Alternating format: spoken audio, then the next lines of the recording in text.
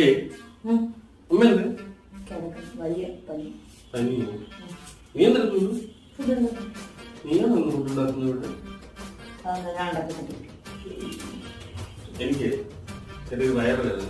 എനിക്ക് ചോറ് മേടിച്ചിരിക്കണ്ടേ?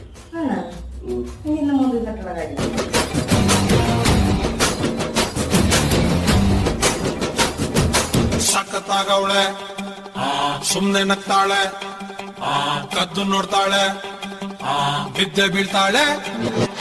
ಸಖತ್ತಾಗವಳೆ, ಸುಮ್ನೆ ಬಿದ್ದೆ ಬೀಳ್ತಾಳೆ. ಸಕ್ಕರೆ